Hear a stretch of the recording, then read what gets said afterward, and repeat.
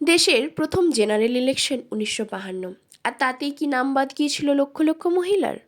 কোথাও বলা যেতে পারে অধিকাংশ মহিলা এই নির্বাচনে অংশগ্রহণই করতে পারেননি।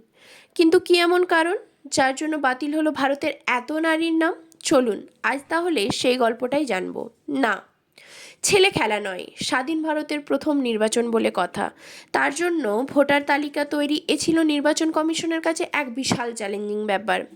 আর এই সমস্ত দায়িত্ব সুষ্ঠুভাবে পালন করেছিলেন আর কেউ নন, এক বাঙালি সুকুমার সেন, ভারতের প্রথম মুখ্য নির্বাচন কমিশনার। কিন্তু এই তালিকা তৈরি করতে গিয়ে সবচেয়ে বেশি সমস্যার সম্মুখীন হতে হয় মহিলাদের ক্ষেত্রে।